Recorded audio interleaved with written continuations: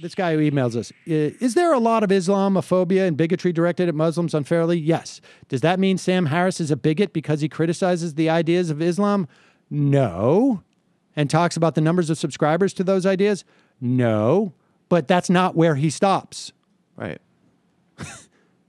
Please stop straw manning Sam Harris. You are not accurately representing his positions. It's character assassination. And for what? The ideas of the Quran?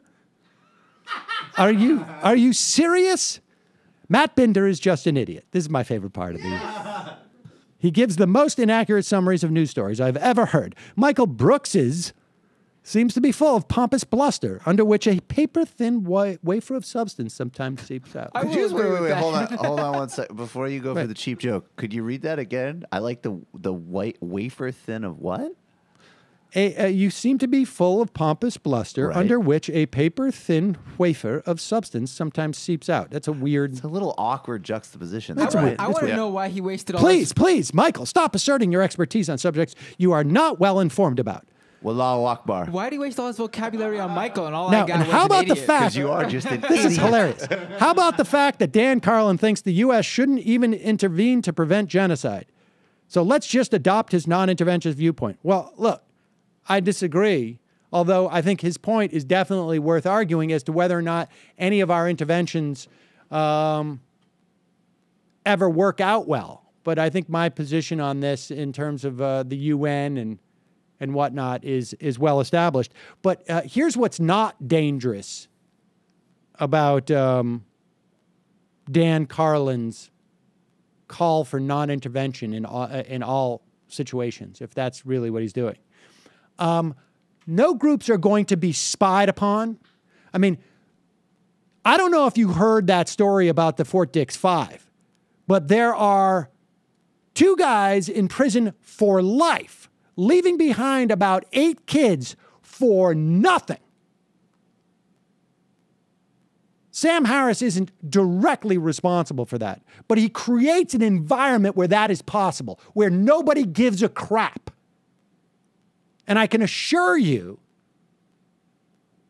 it would be different if those guys were not Muslim. I can assure you it would be different. However, I'm going to go out on a limb.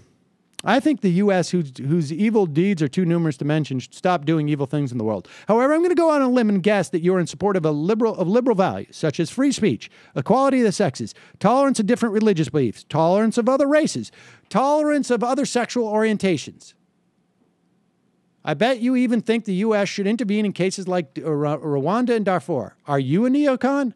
No, I also put my pants on with 2 legs, and I take a poop by taking them off. That doesn't mean that I am not a neocon.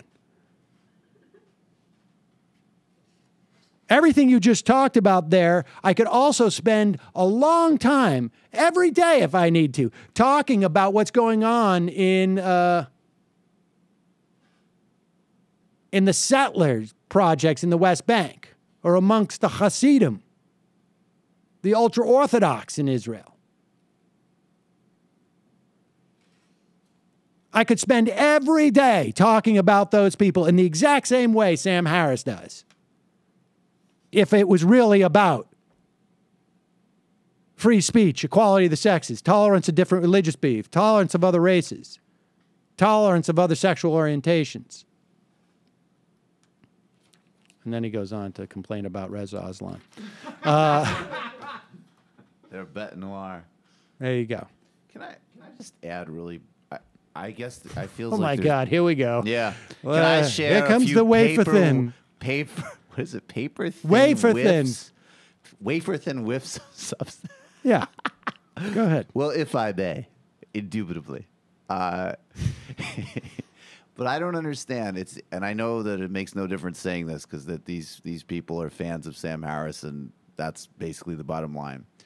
But every time we've had this conversation, and you've made all the points that you just made, which they don't get, and then another point that I've kept trying to emphasize is that it's also just as basic as, even if you take these problems seriously, like Al-Qaeda or ISIS or something, having an accurate representation of these groups specifically necessitates not having a blanket, generalized understanding of one religion in one part of the world.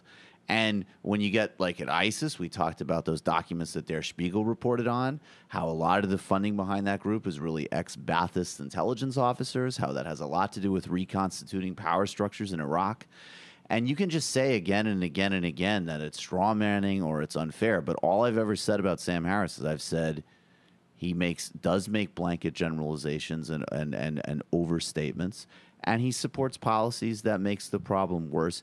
And he ignores, all the things that you just outlined that I don't need to mention again. And no one seems to be able to dispute that. And the last thing I want to just say, too, I think it's amazing. But Dan Carlin is an interventionist, is a non-interventionist. Yeah, no, and that's really dangerous. But the last thing, too, is that Sam Harris has been writing books for, I don't know, about 10, 15 years, and he writes in English for a kind of generally educated audience.